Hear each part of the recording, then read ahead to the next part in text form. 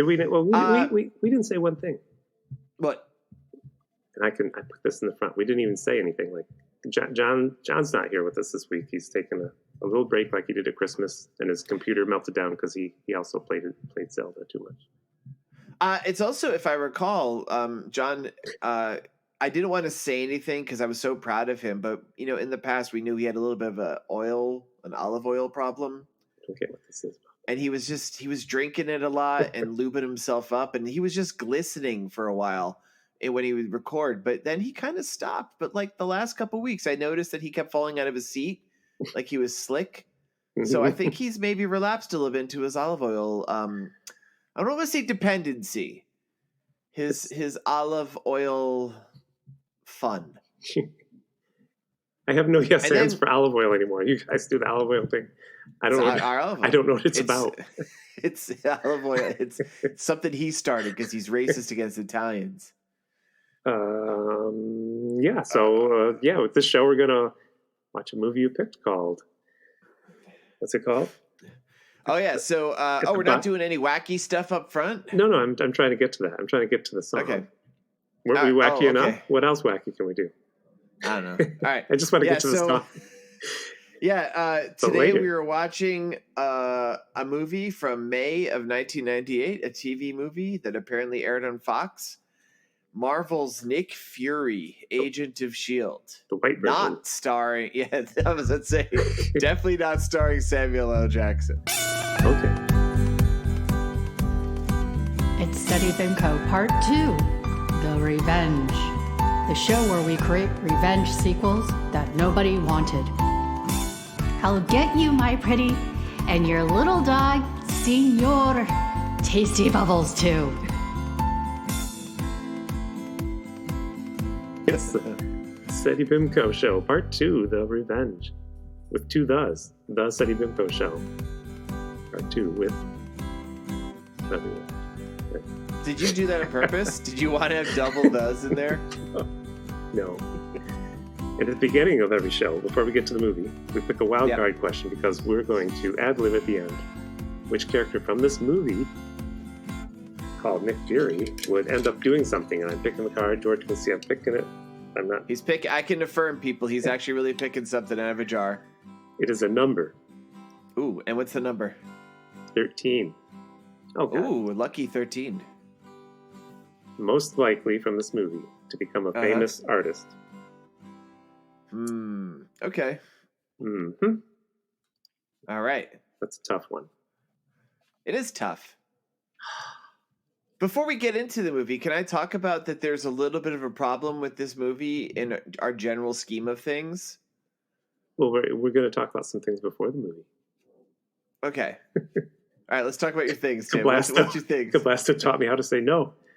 There's news items first. All right. I blame you for this, Kieran Kabimo. He was like, yeah, news stories. I love news stories. I sent them to you.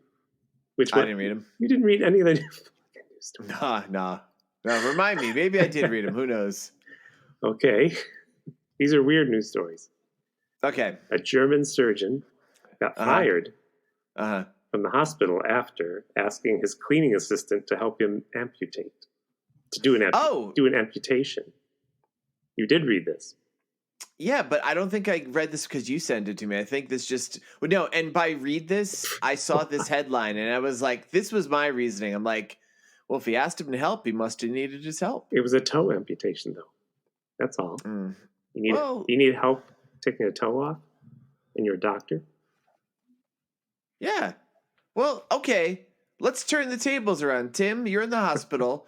and your doctor feels he needs help as he's about to remove one of your toes. Mm-hmm. Would you rather he ask for help or rather just be like, well, I really could use somebody else to hold this guy's foot steady while I swing this giant axe, but, maybe I'm just going to try it because the only person here is this cleaning guy, and everybody knows, as far as the media is concerned, people who are cleaners are lower than dirt, and you should be fired, apparently, for asking them. No, I'm saying that's the whole idea, like, What was since I didn't actually read it? What was the nature of his help? Did he make the guy gnaw the toe off? Was he just holding it? Well, I'm sure. First of all, I'd be asleep if you're going to cut off my toe with anything. Actually, Tim, excellent. How do we even know this happened? Who was the person that toed or fingered? Guess what I'm doing there, finger toe. Well, Who told on this guy? the janitor went to the bar afterwards. He's like, "Hey, everybody! I just helped remove a toe. Drinks on the house. Wait, Tim. Drinks on me." Yes. Wait, can you do it in a German accent because this story took place in Germany?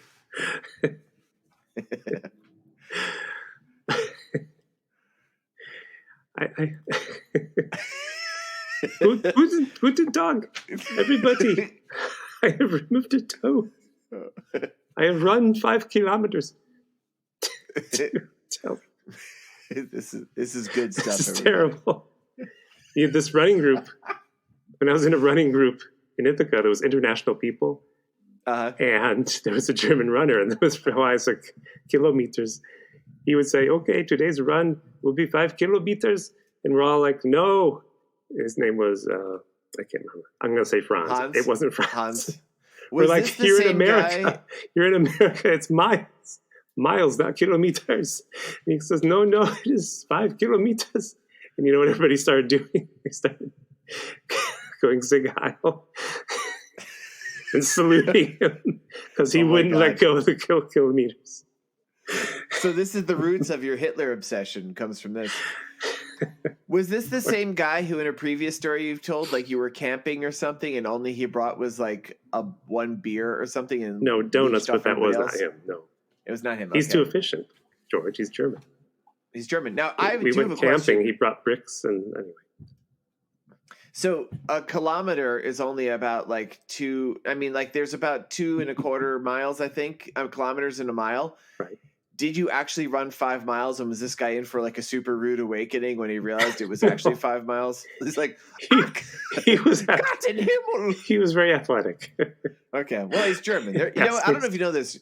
Germans in general are better than us. So yeah, it doesn't surprise me that. It would snow for our running events, and he would ride a bike up a hill in a snowstorm to then run our running event. Fucking showing off. And he won it's a goofy award, but it's an award he got to take home that day on a bicycle. We're like, "It's snowing, 6 inches of snow." He's like, "No, I ride my bicycle 5 kilometers to school." And he got in an accident and broke the award. Oh my God. He's okay. He was okay. Okay. The odd thing you wouldn't think you would know before I forget about it. I took him to see Seven. That was out then.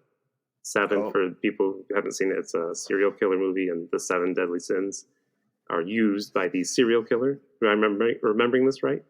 Yes. Because when we got out of the movie, he was like, I was confused. I don't know these deadly sins. Anyway. Good for that guy not having any grasp of Christian ideology. That was surprising. Well, I thought that was like more, is that Christian? That's totally Christian. Yeah, okay. Yeah. All right, T. All right. Enough German talk. Oh, wait, that's good. You actually, at the end there, I detected a little bit of an Irish lilt. Yeah. Oh, are we gonna, is this going to be a tour through Europe? It is. All right. The next story you tell, can you do it in a Dutch accent? No, I don't know that one. We can go back in time and I can do Mark Twain. Not European, but okay, let's hear it. Let's hear it. Do a Mark Twain story. What's the next news story? I don't know. I figured you had one. Oh, that's no good. No, what's the good idea about these news stories? The ruby shoes. The fact that they were found. They were stolen 8 years ago. Dorothy's nice. shoes. I sent you that story, right? Yeah, I didn't read it.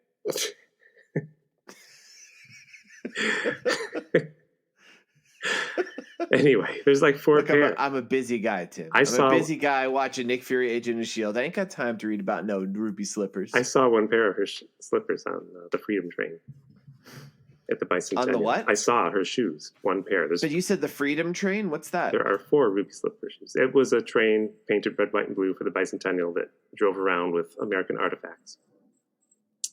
And it had the ruby slippers? Yep.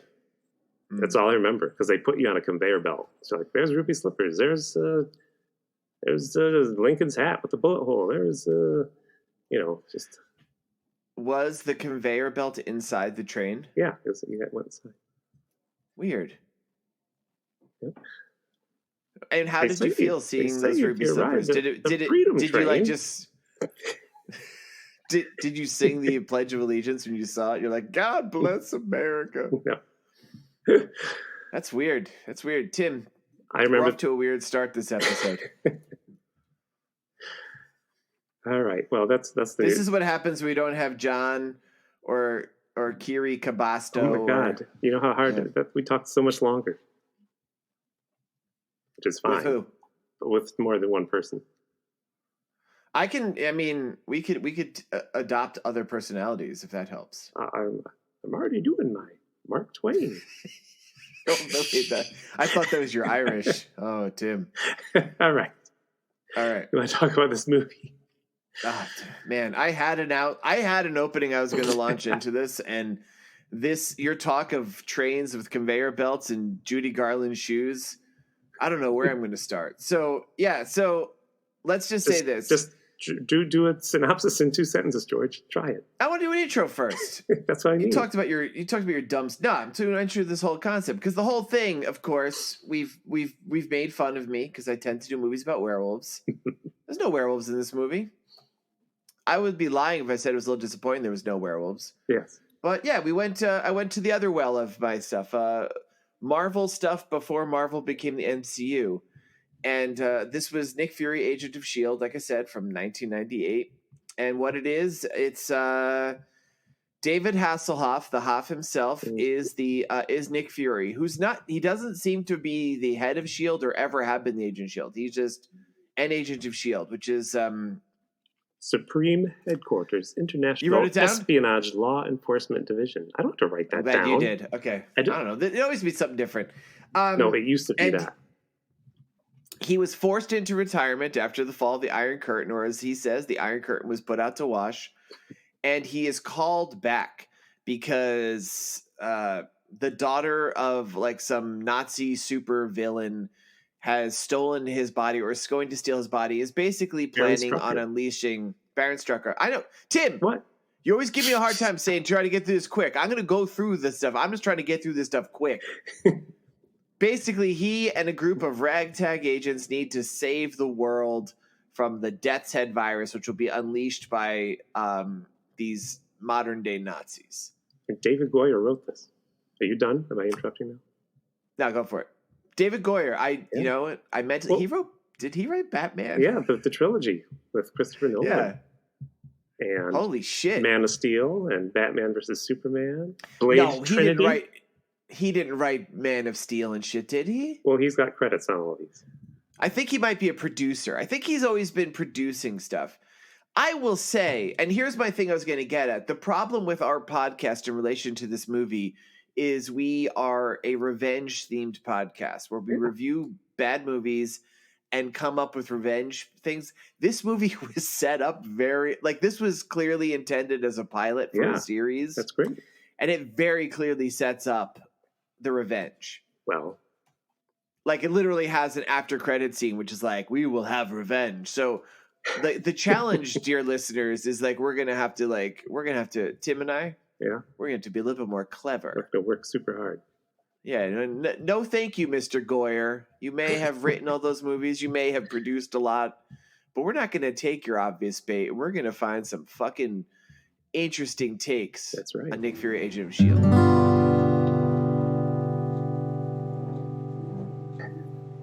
All right. Michael Goyer. I mean, David Goyer. Michael Goyer is his brother. Yep. Baby. He's an actor. Is he really? He was in Something About Sally. What's that movie? Mary. When Harry Met Sally? No, Something About Mary. Something about when Mary met Sally. Okay. All right. Oof, Tim. So you want to open this? Just tell us that Baron Strucker's frozen. Yeah, it was the first scene the first scene was Baron Strucker frozen and Baron Strucker is a do they ever say he's a World War II Nazi? I think he is, yeah.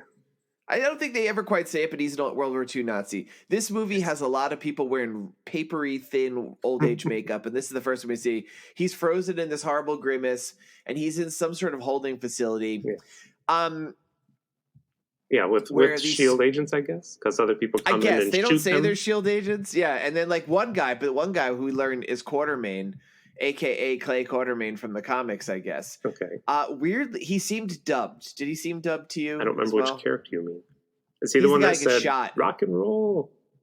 That was his catchphrase? Was that no, right before he got shot? Quartermain's the guy who gets shot right at the beginning. Does he say rock and roll? I don't know. He's like, quite a detail we got. Watching trash like Baron Strucker frozen on ice. And the other guy just shoots him, and they steal him.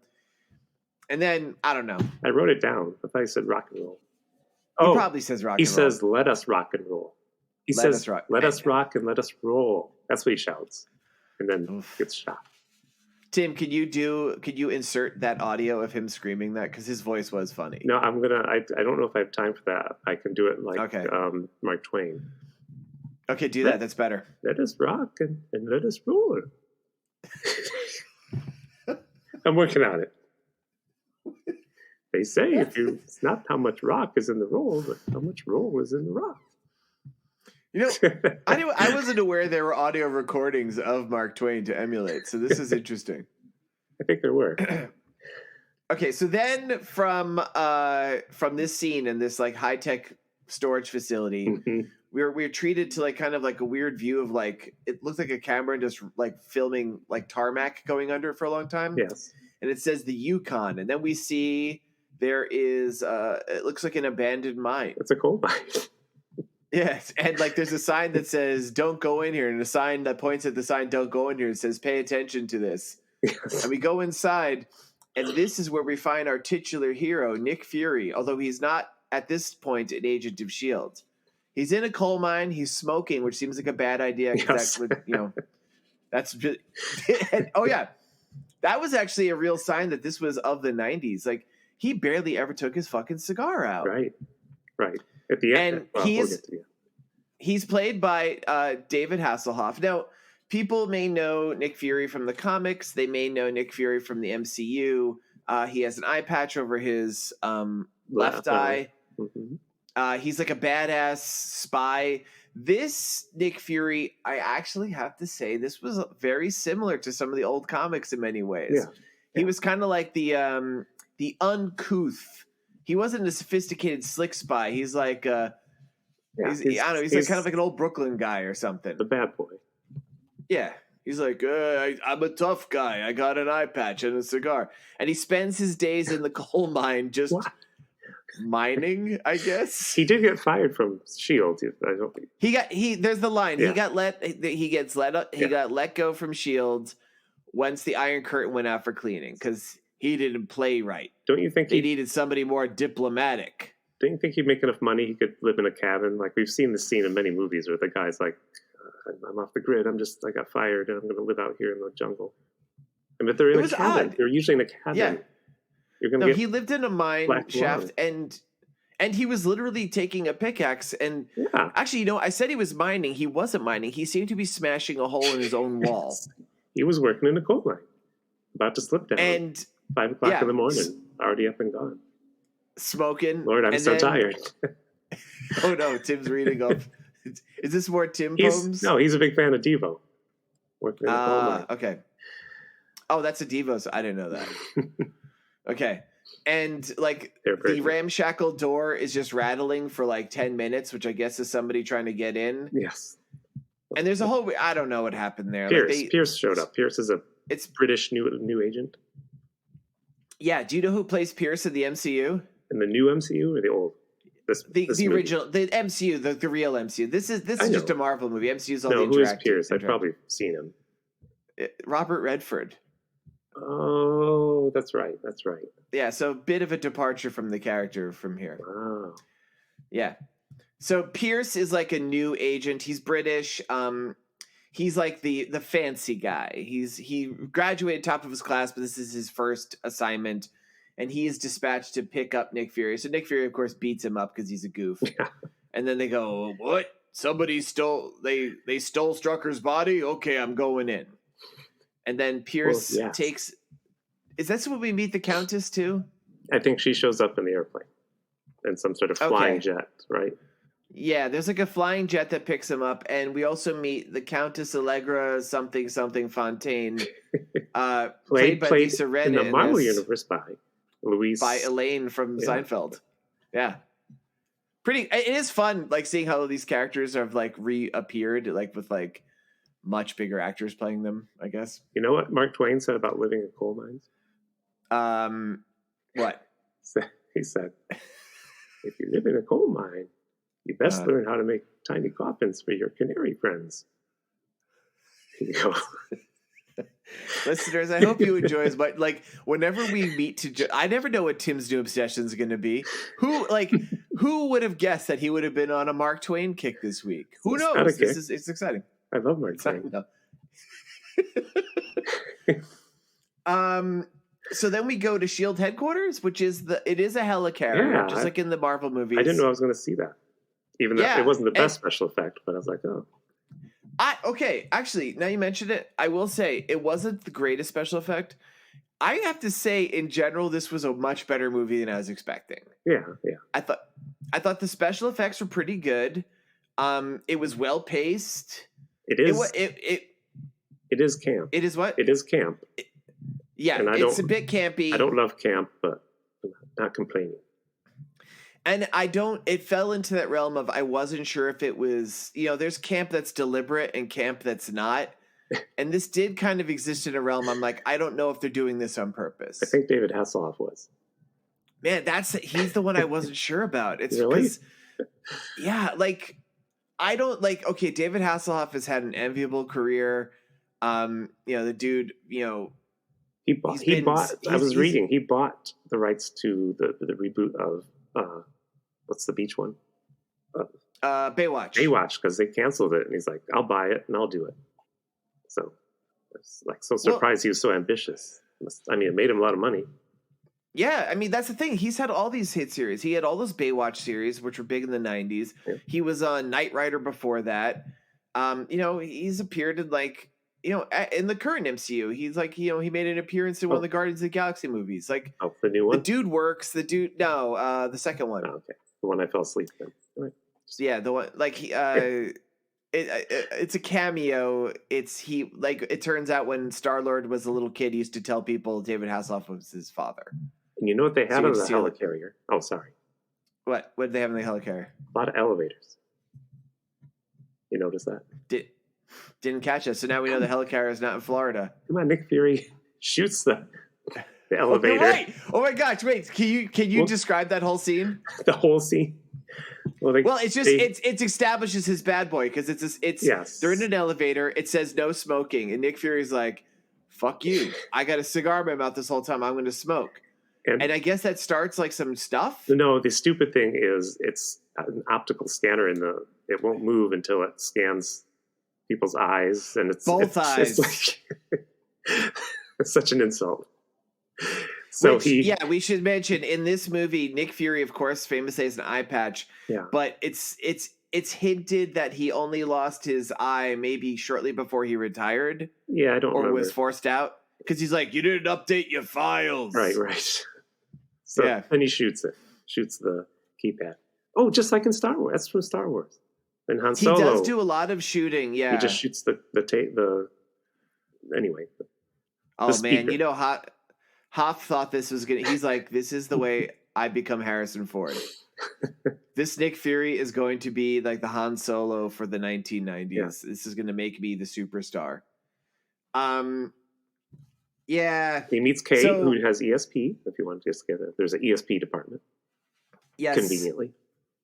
She is a new agent. She's able to read his mind a little bit. Not in the comics, right? You know more about Nick Fury than me? I don't know. So this is very there was a series in Marvel Comics called Nick Fury versus S.H.I.E.L.D. that came out at this time, and all the characters are directly from that.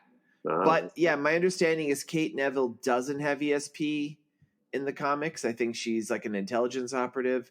She reads his mind. He's thinking something dirty. She's like, ooh, because it's the 90s. It was like he's sexually harassing her with his brain, but she's turned on by it. Everyone in this movie, there are like 5 or 6 female characters, and I do think every single one of them wants to fuck Nick Fury. Yeah.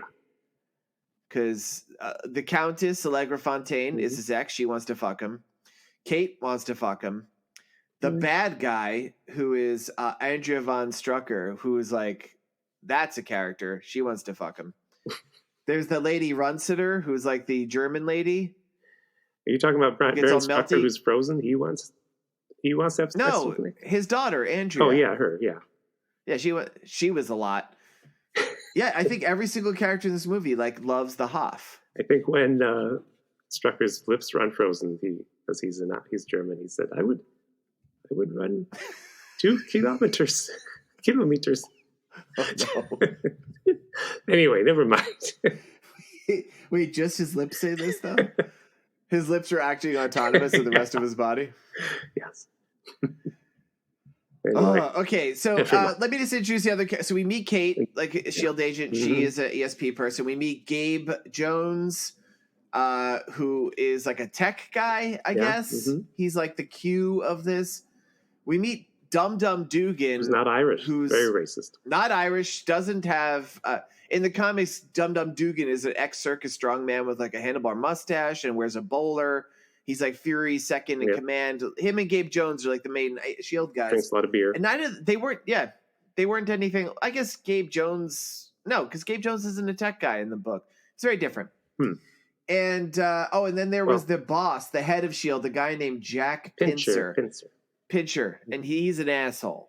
Of course. And he's very two-dimensional. Yeah, he's the paper pusher. Yeah, he's like he's the you knew there was gonna be a guy. He's like, Fury, you're a loose cannon. We need to do this by the book. And Fury's like, I don't do stuff by the book. Right. I got a cigar in one eye. So the basic plot is the reason why it turns out the whole thing. So Strucker, the frozen Nazi from the beginning, he is the head of Hydra, which you may know from the MCU or from the comics. Hydra is pretty much just a Nazi group in this, but they're terrorists, they say. And Fury killed him in one of his last missions. It sounds like he cost Fury his eye, but Fury got put out to pasture. And it turns out he has kids. And that's Andrea and Werner von Strucker. She is the daughter of Strucker, and she's the head of Hydra now. She is, like, from an objective point of view, she's a very attractive woman, like very symmetrical face, very pretty, but like she was so wacky. You're just like, what is going on with this character? Like very much chewing the scenery. And she wants her father's body unfrozen because he has elements in his body that can be reconstructed to make this Death Head virus. Yes. Yep. Which makes your face melt. Yes. Also, they were setting up the Red Skull, basically. We don't get to the Red Skull, though. I must include this for certain things, just for things we may talk about later. Just for things. On their tour, they show Nick, and I forget if this is live or live model decoys. Important. Yes, thank you, Tim. Because it's a robot Nick Fury, and they call them live model decoys, LMDs. And if you notice, live model decoys. And if you notice, Nick's model has a really buff body attached to it. Because I saw Nick with his shirt off later in the show, and I'm like, that's not the same body. It was like a muscle builder body on the Nick head. I don't know if you noticed that. Anyway. Yeah, I did notice that. I don't remember the real Nick taking his shirt off, but I did notice. I'm like, geez, it looked weird too. So the life model decoys, they are small and can be carried with you. They don't actually show this. We're just told this. They can take them apart and put them in a suitcase. They get really small. You put them in I think you can literally carry them in a pocket. What? No, I thought he meant they take them apart, like John Wayne. Oh, maybe the way John Wayne Gacy would, put people in his suitcase. Anyway, did he? Dark joke. Anyway, that just came to my head. Yeah, so it turned. Oh man, what happens? Well, that's the setup, and then, they got to go find Arnim Zola. He's another villain. Okay, but when does Andrea Van Strucker? She actually sends in like a robot that looks just like Pincher that comes into S.H.I.E.L.D. headquarters. That's later, I think. That's for the whole. Is that later? Okay. First, all right. They got to go get Arnim Zola, and it's a trap, basically. Arnim Zola is another Nazi, and he's going to be the guy that gets the. They know that Hydra's going to go for him because he's going to get the good stuff out of Strucker's corpse. Yes. And they meet up with Agent Runsiter, who's like a good German lady who wants to fuck. She wants to fuck the Hoff. And Viper's agents are all these Mr. Freeze looking people. They're white. Yeah. They never explain them. They're like clones. They were maybe strong too. Yeah. But they never explain why they look the same. No. Yeah, just dudes that like have sunglasses on and like they look like Men in Black. They like wear suits. They got sunglasses. They're all completely hairless, and their skin is like white. How do you know they're completely hairless? Because there's that scene where like if you watch the extended edition, there's a part where like Kate Neville's just like, I'm just gonna take down their pants and take a little peek, and sure enough, smooth as a baby's bottom. You're always finding the extended versions. I'm good. I always look. I know. So many scenes I see that you never get to see. So they run into the Berlin subway, which looks like the New York subway. And there's a secret wall to go to their secret base, right? It was a shield. Yeah. But it was a trap, and the bad guys got away with Zola, right? Well, yeah, and it turns out that Runsiter, the pretty German agent who wanted to fuck the Hoff, turns out she was actually Andreas Van Strucker in disguise. That's right. She has a spray-on face and a spray-off face. Yeah, she has a weird spray-on face, and she kisses Nick Fury and gives him poison. He was asking for it, you know. Well, actually, I was surprised. Like, I thought he'd be a player. He's like, I don't like to kiss. I have a cigar in my mouth. But she kisses him. And so then we are introduced to this ticking time bomb part of the movie where Nick Fury is slowly dying. Yes, the whole episode. Because he's got this poison in him. The whole movie, which I'm like, that's weird. And like it says, like, you're not going to be as good at stuff, and he's not. You won't be able to act anymore. You'll be very hammy in your acting. You'll kind of like you'll yeah. Wait, the ESP woman reads somebody's mind. Who does she get a hold of? It's a bad guy because she sees evil stuff. Arnim Zola's. She looks inside his brain and she sees footage of the atom bomb. Yeah, she goes, "He's so evil." She does. He's so evil. In the comics, Arnim Zola is the most Jack Kirby of characters. He is this dude in a big orange and purple suit of armor who has a little camera for a head, and in the middle of his chest is like a giant face. That's right. I forgot that's what he looks like in there. Yeah, he's great. Like, he's ridiculous, but he's like an evil Nazi scientist who survived in like this weird robot projection with like he's got this weird big face in his chest. Yeah. This guy is just like a guy wearing old age makeup in a wheelchair. You know how evil he is, George? How evil is he? He named his cat Kittler. God damn it. He also named his dog Killer.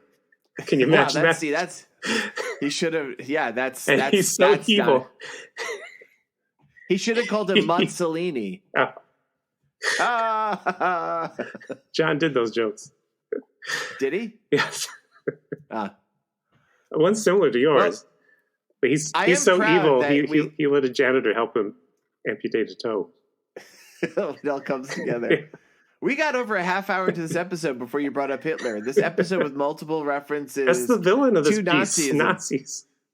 Yeah, I know. I'm proud of you, Tim, because normally, like, listeners at home, like Tim and I are friends outside the podcast, and we'll be talking about like just anything, and he brings up Hitler all the time. It's become a problem. I'm like, hey, Tim, want to go get a bagel? He's like, I don't know. What would Hitler do? I'm like, Tim, we shouldn't be asking these questions. It's Nazis, George. That's the villain. That's the villain of the piece. So where were we before this? So, all right. So Arnim Zola extracts the Death's Head virus from the corpse of Strucker, and they know that Andrea von Strucker, she appears on TV. Well, she makes a weird robot of the guy Pincer, who's the head of S.H.I.E.L.D., walks into S.H.I.E.L.D. Fury shoots the robot a couple times. Everybody, by the way, he's in the elevator with all these agents, and he's got a coat and a black hat, and nobody's like, "Gee, who's that? Who's the guy with the black hat?" Oh, you're right. Yeah, he's right behind. Coat. He looks like the Nazi from Raiders of the Lost Ark. You know, like Tote. Yeah, yes. Yeah. He walks right into like this super supreme headquarters, wherever it is. Mm-hmm. And he like projects a movie out of his mouth of like her saying like, "I'm going to unleash the Death's Head virus on New York City," and they're like, "Oh no!" I do love the part when Fury shoots the robot and like the real Pincer's like, "How did you know it wasn't me?" He's like, "I did it because I want to shoot you." I can still smell your farts, so I know you're not a robot. So Shield then, I mean, I'm skipping stuff for sure. Shield is like, well, we gotta like find where this thing is, and they're doing all stuff like she also warns like if you try to stop us, we'll blow it up and they have to kill 9 million people. To find the missile in New York and find the headquarters where the Viper is controlling everything from, which is in another country. I'm not sure, but we don't know. The missiles are in New York, so they split up, and Sick Nick with Pierce and he's sick. Yeah, I like that. It's good. Sick Nick. He goes with they stick Sick Nick with Alexander Pierce and Kate Neville, the psychic. And we should mention Pierce is new, but he's like I graduated top of my class, but he still acts like a goofball, like it's his first job he's ever had. Yeah, he's an idiot. There's a part where he tries to take a guy down with a nerve punch, and he just like slaps him on the back and gets beat. He said, "Nick Fury." They're watching Nick Fury. Is just like, yeah. So he's getting beaten up by this goon. But he says, "I graduated top of my class. I know how to." It's a silent kill. I think that's what he said. I got top marks in silent killing. But that was just for his farts. Come on. Oh, Tim, that was. Wait, I actually vowed to myself I was gonna yes and you like more because I have been nobodying you recently. Like, yes, Tim. He was silent but deadly. He was he was declared. I was like, I was silent but deadly in my class because I ate Taco Bell. How was that? That's good. I also want to add in this is just because I might use this later. We've discovered that in order to show she means business and to show how insidious the Death's Head virus is, we see that Agent Runsiter, who was the woman that Andrea Van Strucker was disguised as, has been infected.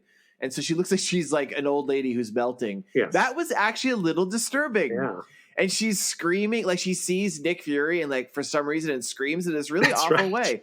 And I was like, I didn't expect to actually be moved by this. I was like, that actually made me feel a little bad for this character who's not even really a character. Nick's like, don't think she recognized me. Now, I have a question, Tim.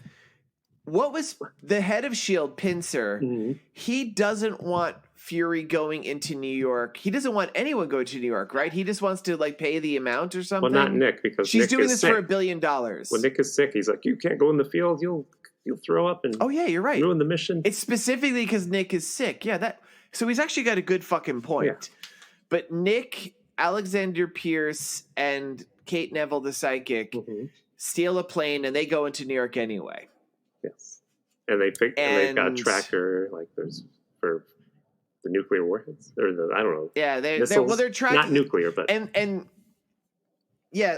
the character Nick's ex-girlfriend, the Countess Allegra Fontaine or whatever, she and some other nameless S.H.I.E.L.D. agents are tracing down different leads in New York, and there's only one that's left. They're able to tell because the virus needs to be refrigerated. Yeah, that's what it is. And they're using infrared to check for like enough vehicles with enough refrigeration. There's one that instead of going to Manhattan is leaving Manhattan, and they realize that's got to be the one. But they're like, but it's a garbage truck. It's a garbage truck, yeah, but there's 5 people inside. Could they be that ingenious to disguise it as a garbage truck? They couldn't possibly do that. So it turns out, the plan is they're actually going like across the river to like, I think New Jersey. I believe so. And it's a mobile missile thing, and they're going to shoot missiles into New York. Another disturbing part. Lots of shots of missiles like in this movie pointed at the World Trade Center. It's pretty upsetting. Yes. And this was this movie only a few years before that came down. Yeah. Do we think that this movie inspired Osama bin Laden? I wondered. Yeah? Take it one step further. They talked to the president, and this is when Clinton was president, but that actor looked like he was meant to look like George Bush. He did. I thought he was George Bush. But I didn't really. But it was during Clinton's presidency, so I was like, did they already know? It's all set up. They knew he was going to be president. And then there was that scene, I don't know if you caught it, but in the background you see like the set of a moon landing. Yes, I saw that. Yeah, I'm like, oh, the moon landing's fake, huh? Yeah. So and behind that there was a Wednesday matinee of a musical, Some Like It Hot. Oh yeah, and behind that there was a munchkin hanging himself. Yes. It was so weird in the middle of this movie that he just kept going back, zooming back and back and back. He just saw more and more weird shit. We forgot some of Nick's sayings, by the way. I wrote them down. Oh, good. Did you? Because I didn't. I watched this one and got actually engrossed in it and didn't take notes. Like, I actually watched this movie. I was like, I like this movie. Because Nick, we should say, is fighting with Val. He had an affair with her in the past. Yeah. And she's like, "You're still a jerk." And Kate says, "I could tell she still likes you." Or something about something. And he says, "I'm running a little low on Hallmark moments." I forget what she said. I ruined it. She says you should buy her a Hallmark card. Anyway, I ruined it. Never mind. Yeah. Okay. Do you have any other lines he wrote down? He said, "For me, Kate, there never were any rules." That's the other one. You see, I should have written the sentence before. Yeah, you should have. So you would know. Yeah. All right. Wait, this could be like a game we play, right? Read some of the specific lines you have. We could try to imagine what scenario he said this in. What's another line? She says, this is the extended cut, by the way. I don't know. She says, "Oh, okay." Val says, "Have you seen my missing eye?" Oh, no, I'm sorry. He's trying to hit on Val. He says, "Val, have you seen my missing eye? Because you can't spell missionary position with only 3 eyes." That's what he says to her. Did you see that in the extended edition? In the extended edition I saw, she said, she just goes, "You mean my brown eye?" And she winks, and then she drops her pants and moons him. No. It was pretty raunchy. I think you're making... I got to know but you. No but you on brown eye. How dare you? I'm yes-ending you this episode. But there's a way. Val also says to him, "You're still the same jerk who used to come home drunk and smelling of other women's cheap perfume." And Nick says, "Give me a break. I only visit the Pope once a year." I really want to yes end you, but I don't get that. I don't get what you're trying. Are you saying the Pope smells like cheap perfume? No, the part. Never mind. You don't get it. You don't deserve No, it. I don't. You don't deserve it. Listeners, if you got that, please write into us at SETIBIMCO with an E at the end at Gmail. Please explain that joke to me, because there's a couple ways it could go. I'm not really sure what Tim intended.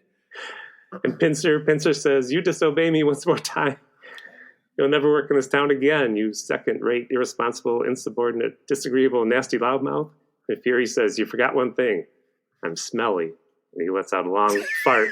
It sounds like a French horn. There you go. And then Pierce goes, "I would have done the same thing, but it would have been silent." And then he does. Presumably. Yes. We don't know, because it wasn't smell-o-vision. This is good podcasting, everybody. In the background, you see a man die. If they were immune. And then when he falls over, you see a munchkin hanging. You're like, oh, he was in front of it the whole time. All right.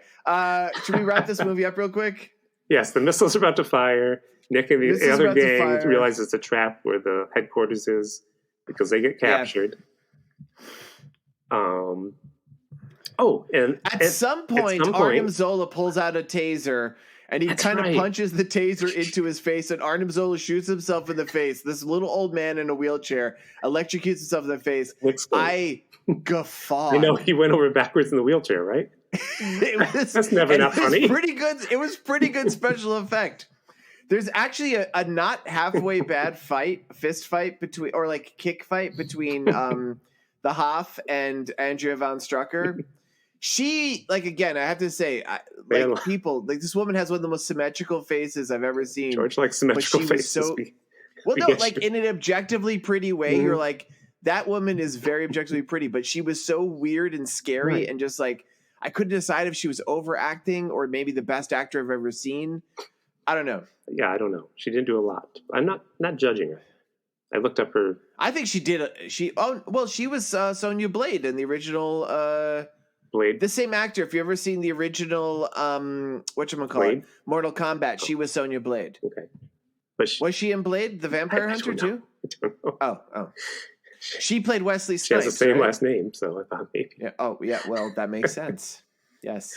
So they get in a big fight, and Viper shoots Nick Fury, and he falls over dead. At which point, if you're paying attention to the movie, you're like, oh, live model decoy, right? For those listening at home, LMDs. Can I interrupt really quickly, though? Because I'm forgetting everything.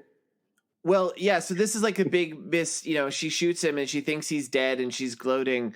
And then he steps out and is like, guess you haven't heard life model decoys, which like it was the Chekhov's life model decoy. We knew this was going to happen. What does he say? She's so stunned. Mm-hmm. She's like, how? Well, meanwhile, not more than 20 minutes ago in the movie, she fucking sends in an identical robot of Pincer, the head of S.H.I.E.L.D. She has life model decoys, apparently. They all have robots. She's so stunned. She can't believe it. She's like, how did you do that? It's like, lady, you did the same fucking thing. Yep. She's like that guy from Cook's Garden who gets poisoned by a poisoner because he hasn't eats a damn ham sandwich. With previous episode where the guy who poisons people's sandwiches, he's like, let me give you a sandwich. Okay, I'm sure this won't be poisoned. Yeah. Dr. Cook's Garden. I think it's the second episode of season 2 of Steady One of our Bimco. most popular episodes. For reasons One of our I most don't know popular why. episodes. Because it's John. Everybody loves John. Oh. Anytime it's a George episode, ratings plummet. People don't like me. Not I true. keep coming on. We don't know why. Not true. Um, So also, I honestly don't remember how this. Oh, she's got ESP. She goes into his head to get the codes to turn off the missiles. She goes into Strucker's head, the lady. So evil. Yeah, she goes into Strucker's head. There's a code. There's a missile launch code, and so Kate Neville, the ESP agent, is going into her head, and Strucker basically gives her the wrong number. Yeah, there's one and one there's number. a moment you don't know if it's a 6 or a 9 at the last one. And back Allegra, the Countess is like the good guy. She's like at the missile. She's like, we only got one shot at this, Nick. Nick, what's it going to be? Because it's got to be Nick's call. Yeah. And Nick uses his sense of just like his gut instinct, plus the fact that she gives the most ridiculously evil smile in the world. Right. He realizes that in fact the Nazi lady was giving the wrong number. And he goes, it's 6. It's 6. They entered in. It's in kilometers. New York is saying. It's what? He's 6 kilometers. Yeah, it's kilometers. It's kilometers. It's pronounced kilometers. Kilometers. He says kilometers, not kilometers? Yes. I don't like that. I like kilometers. Anyway. So New York is saved. They get because they know that she got kissed, they somehow get the stuff off her lips. No, they get her blood and because she's immune to it because she wears it on her lips. Oh yes, they get her blood somehow. And you forget. She disappears. Well, you forget. She escapes because S.H.I.E.L.D.'s inept. But Nick's best line, actually, because Viper has to refreeze her dad. He calls her dad a frozen popsicle. Do you remember that? He says it twice. No, you didn't hear it? That's good. You didn't. You know what? What? Maybe I did. I don't know. Maybe you fell asleep? I couldn't believe that. Maybe I fell asleep. I don't know. Maybe I was playing Zelda. Who knows what I was doing? All right. So... that is good. Good for you, Nick Fury. Yeah, she disappears into the ground. She gets in a tiny capsule with her frozen dad, which is creepy. He's all wrinkly. Yeah. Oh, he's so wrinkly. And his lips move. There's a lot of very wrinkly his people in lips this kind of movie. defrost, and he goes, oil can. Oh. And then they disappear into the ground. Wow. That's the second reference to Oz in this episode. So New York is saved. And Nick Fury, he's back at S.H.I.E.L.D. headquarters. He's a hero. He's cured. He's not poisoned anymore. His unctuous boss, Pincer, comes up to him and is like, I'm going to bust you for doing all this insubordinate stuff and for stealing an airplane and all this stuff. And he goes, you forgot one thing, Pincer. What'd I forget? Intention to cause grievous bodily harm. And he punches Pincer right the fuck out. And the two guys who are the two main S.H.I.E.L.D. guys from the comics who are just kind of like old men in this thing, Gabe Jones and Dum Dum Dugan, they're like, oh, brother, Nick's back again. He punched out the boss. And they go and they kind of help the boss, I guess. And this was funny. Yeah. Despite the fact that they barely had a scene together because she was actually leading another mission while he was running off with the psychic lady and the English dude. Nick and the Countess are like, I still love you. For no reason. And they totally make out. Yeah, for no reason. I'm like, you barely even had interaction. How did that happen? And then we're treated to a fucking after credit scene. Oh no. I think I shut it off. Did you watch because it? I thought it wouldn't be such a thing. What happened? Yeah. They had a child. After credit scene, they had a werewolf baby. I know. After the after credit scene, Nick was like, I hurt my foot. Need to amputate my toe. Get that janitor over here. Tell him to bring that pickaxe. No, after credit scene, I'm surprised you missed this. We cut to the secret headquarters of Hydra, and we see Andrea Von Strucker again, and her dad, the former dead Baron Von Strucker, motherfucker's alive. Is he unfrozen? Oh. They are very incestuous. He's all like going behind her, like, "Oh my good daughter." It's like they're almost kissing. It's very weird. And like the whole thing is like, "We will bring America and Shield." No, they don't say America because this is an international Shield. We will bring Shield to its knees, and it's very odd. And it's like setting up like the sequel. Like, yes, the Struckers are going to be this ongoing force of evil in this TV series that never materializes. That's for real. Okay. It is for real, and it's and it is really for real. Like, he is an old man wearing there's so much people wearing old age makeup in this movie. It's really weird. Like, he's got like kind of scarring maybe on the side of his face. It's hard to tell. And she's like definitely sniffing her dad. Like, he's come up behind her and he's sniffing her neck, and she's turning her lips like, oh, like they're just about to make out. It's like, now you're making that up. No, Tim. I'm not. It's creepy. It's really weird. Like, it's the most incestuous thing I've seen since Empire Strikes Back, when Leia's like all making out with her brother and to make Han Solo jealous. Hey, you know what Mark Twain said about love? What did he say about love, Tim? When it comes to love, it's good for both of you to have two eyes, because you can't spell missionary position with only three eyes. I know a lot about Mark Twain. You know a lot about missionary position too, and how to spell it. 4 eyes. Yep. Wait. It is. It is 4 eyes. Mm-hmm. So does that mean the missionary position's a nerd? Yeah. Yes. Get it? Oh, yes. Don't you dare! Are you kidding me? The fucking cord that you're ladling out, and I make that joke, you give me a groan? Jesus Christ. Let's go to revenge time. Wherever you are, wherever you're hiding, I'll find you. I'll get you. I'll get you. Revenge. I'll get Revenge. Revenge. One of us will die. One of us will die. I will not let Cindy take my place. I will have my revenge. All right. Wild card question that we can both ad-lib together. All right. Artist. Most likely to become an artist. To become a famous artist. Wow. I gave that. You don't have a name to throw out? I'm going to throw out. Let's see. Yeah, go. Yeah, I'll build off what you got. Their boss, Pincer.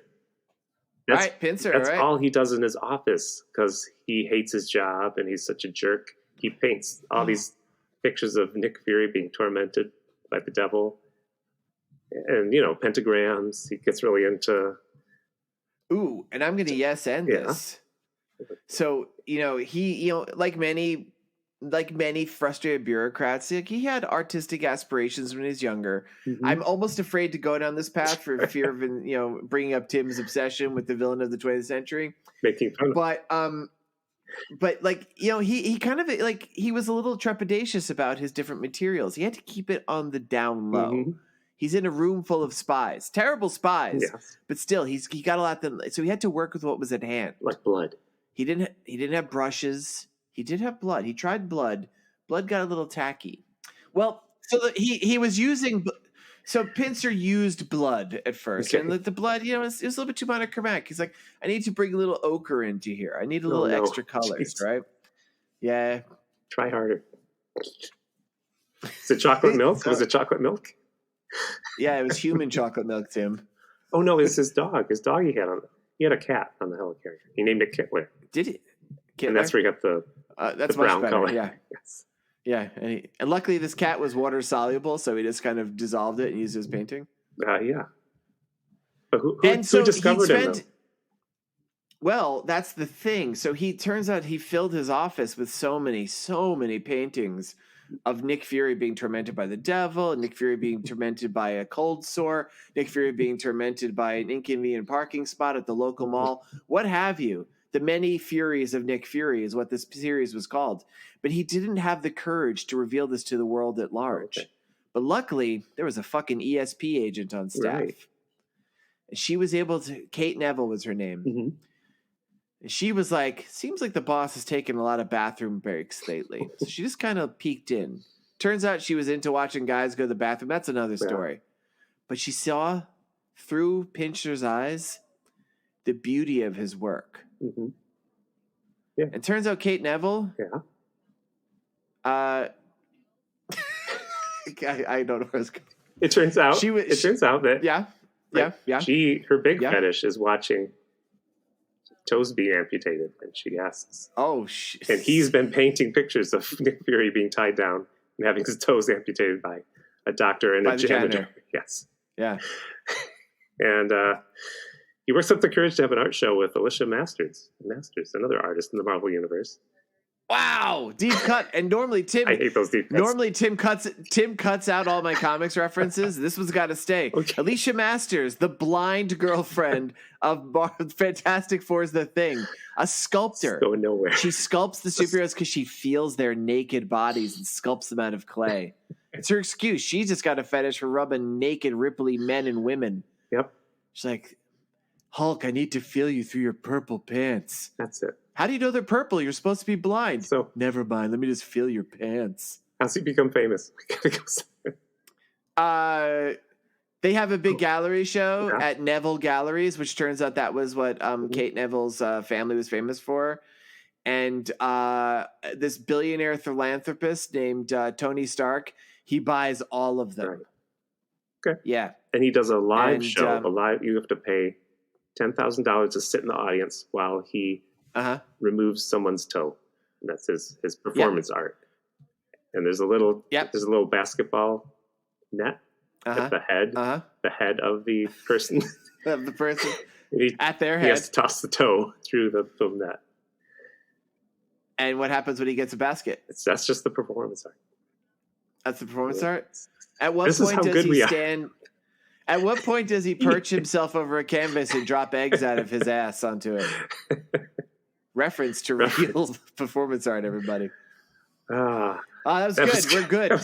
Yeah. Who needs John? Who needs Kyle Kablumo? We needed John for that one. Went off the rails. John would have left already. He'd be like, fuck this. This is good. This is good listening, everybody. All right. Let's cue the music. Here's my revenge idea for Nick Fury, Agent of S.H.I.E.L.D. Okay. So the live model decoy, LMDs, the Viper killed, it was left behind on the floor, and we never saw beginning of the next movie, those agents, those white agents that look like Men in Black. They steal the LMD. This is the one of Nick Fury. Yes, Nick Fury's LMD. Right. It's a robot Nick Fury. Okay. They bring it back to Strucker and Viper and through Nazi science. They give it sentient life, and as soon as it wakes up, it wants revenge on Nick Fury for leaving him behind and using him like that. So in order to attack Fury, he pretends to be a mannequin in the store where all the S.H.I.E.L.D. agents buy their leather jackets. Everybody's got cool leather outfits in this film. I forgot to mention that. He sits in a chair wearing a leather jacket and some nice slacks for about a month because he loves sitting. And one night, he meets a girl. He's waiting for Nick to come in, but he hasn't come in yet. But he meets a girl one night named Emmy. She looks like Kim Cattrall.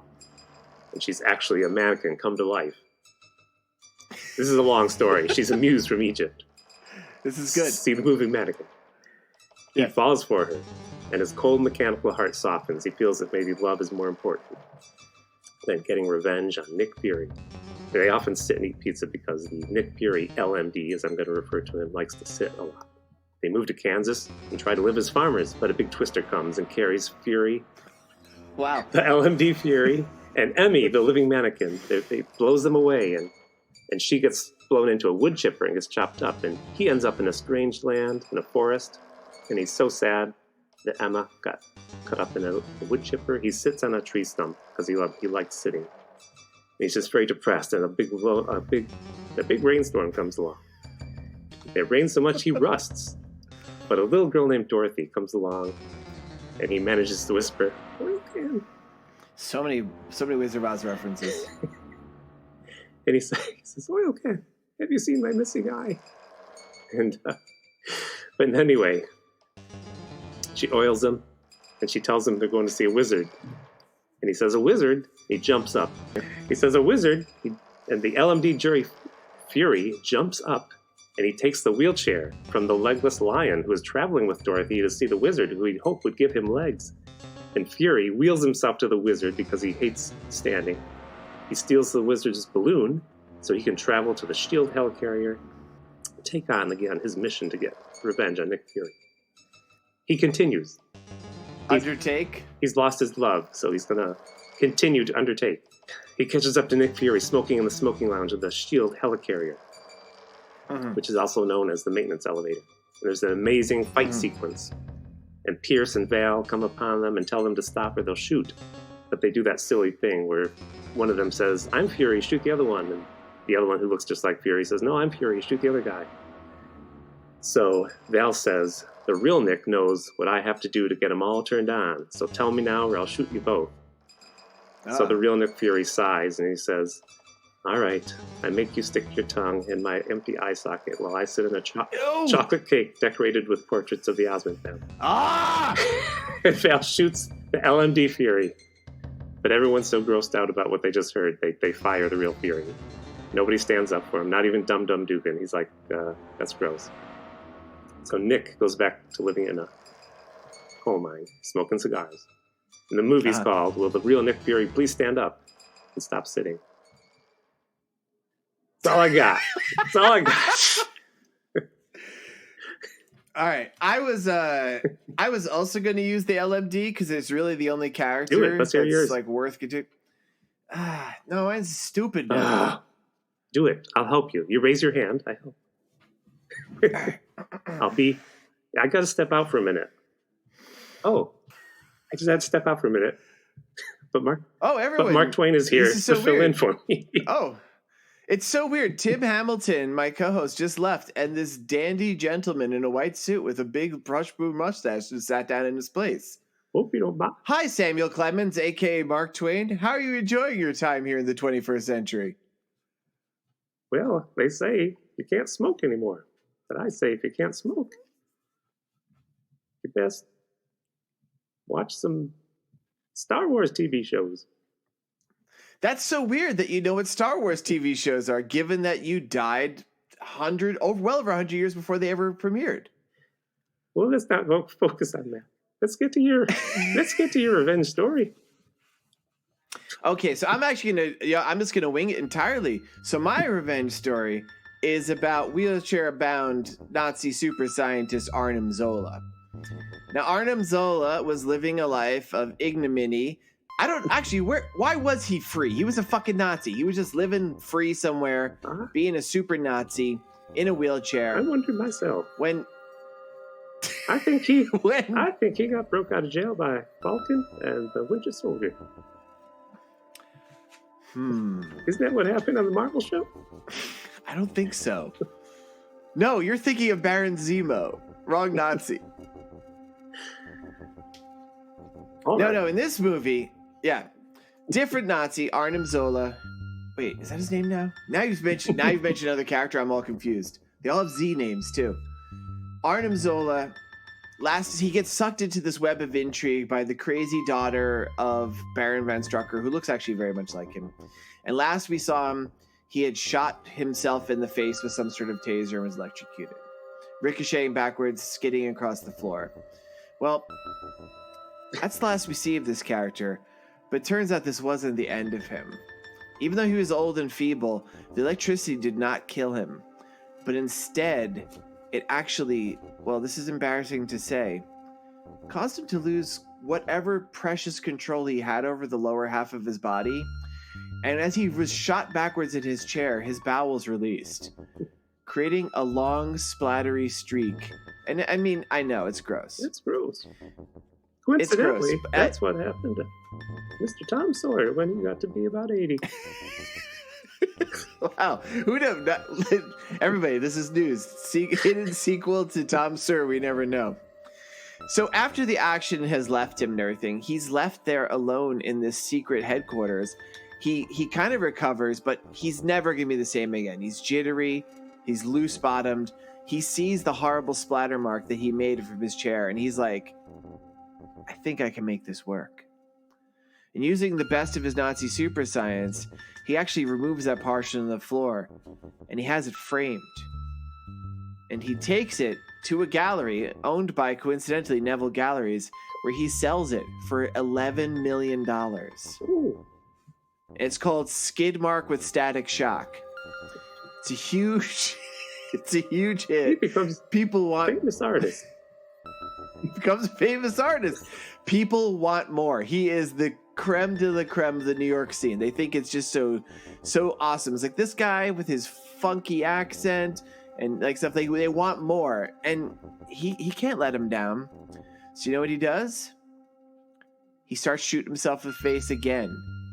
What? And he eats different foods each time. Yeah, one night he goes to Taco Bell. One night he goes to the Osmond's Family Roundup dining hall. I don't know, whatever fucking private jokes you want to insert in here. I don't really know Goes those to a bastards. steakhouse, eats a lot of sauerkraut, keeps doing this, but the toll on his failing body gets worse and worse. Eventually, he starts using his Nazi super science to replace parts of his body. Eventually, he becomes just a big robot with a camera for a head and a big face. And one day, he realizes he accidentally replaced so much that he no longer has a digestive system. He can't create his art anymore. So, he does the only thing he can do. He seeks revenge. Yep. Just get into the red. Just get into the red. Yeah, just get. Well, it's very abrupt. Yeah, he just he finds Dum Dum Dugan's house. He goes, "Hey, Dum Dum Dugan, they call you Dum Dum because they think you're stupid." And somehow Dum Dum had never put that together. This crushes Dum Dum Dugan, and he's so upset he hangs himself. And therefore, Arnim Zola gets revenge. The end. That was quite a bit of storytelling. Yeah, well, shut up, Mark Twain. When you said jittery and loose bottomed, that was. You know what I say about jittery and loose bottomed? It's how I like my women. Jittery and loose bottomed? Wow, I gotta go. I gotta get going.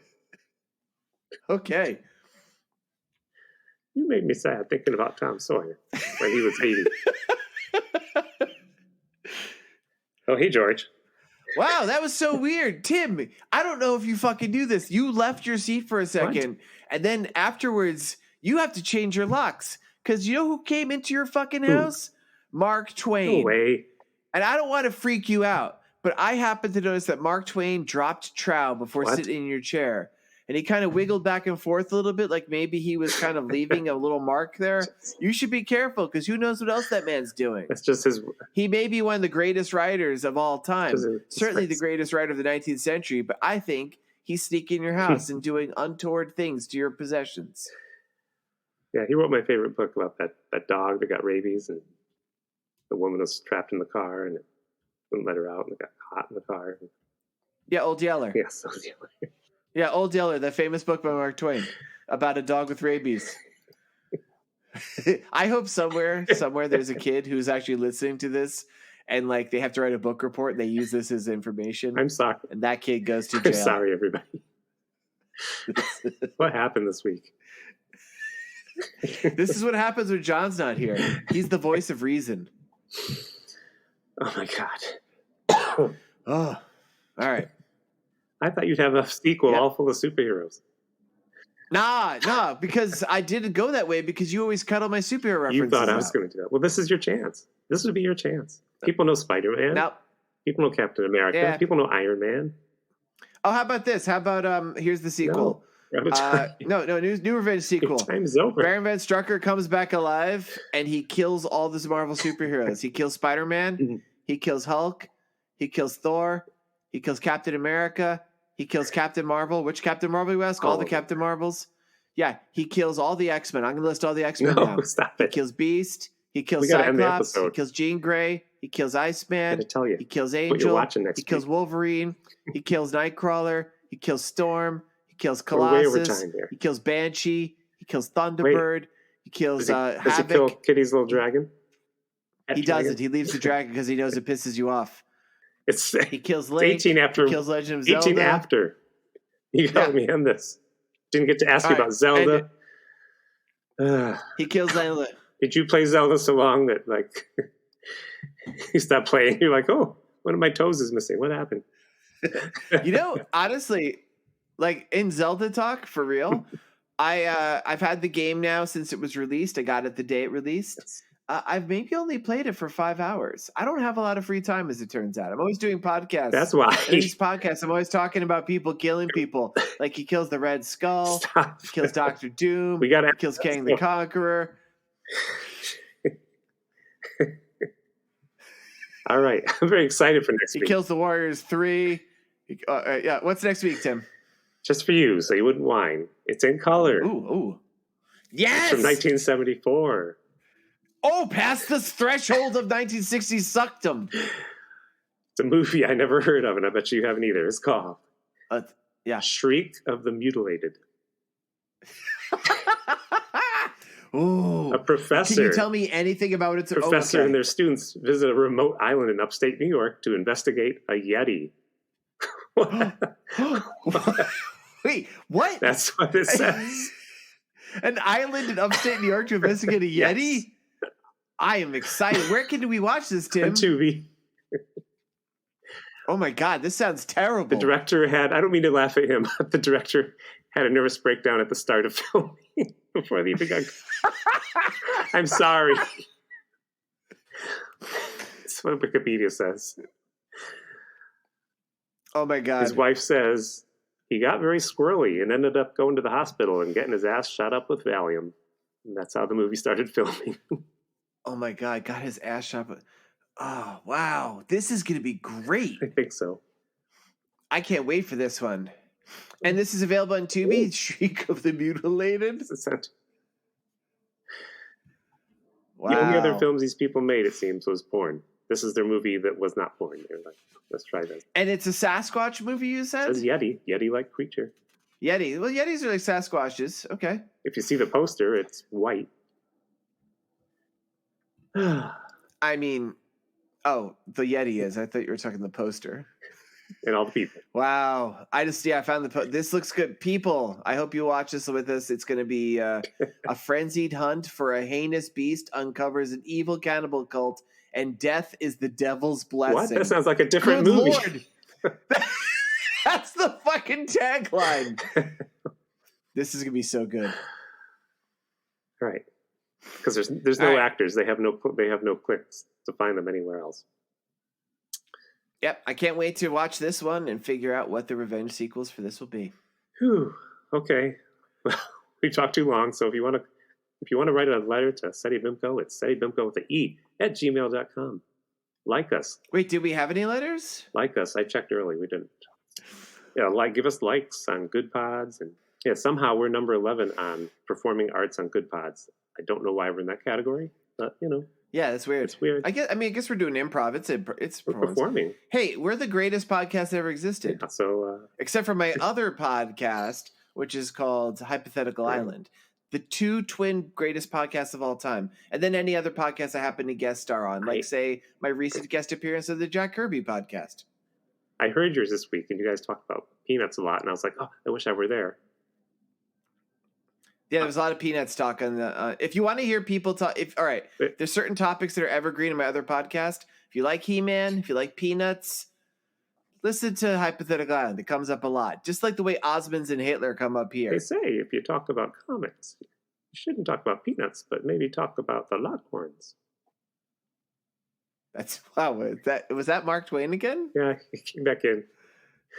No, Mark Twain. How are you familiar with the work of John Ray? Wait, Let's was it talk about all Buddy the and characters John in the Raynor? Longhorns. Okay, yeah, there was the guy who hated his wife. There's a lady. There's the lady who hated her Way husband. Too fond of her manly friend. Yep. They have no kids.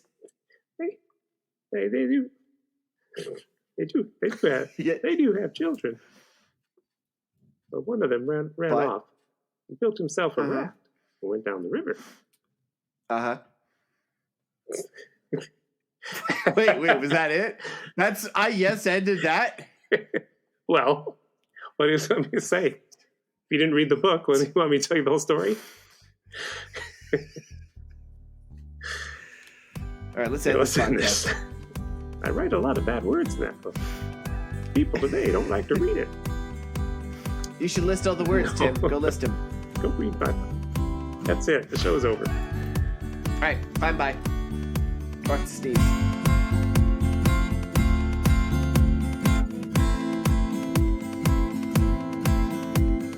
This has been a Pity Party Line production. Party line, it's a party line. He takes the dragon, he promotes it to Dragon First Class, but then he kills the Fantastic All Four, right. and he kills the Inhumans, and he kills Scarlet Witch, he kills Quicksilver, he kills Namor, he kills Superman. He goes to another universe. He kills Superman, he kills Aquaman, Gotta go. he kills Hellboy, he kills the Teenage Mutant Ninja Turtles, I'm going to name all the Star Trek characters.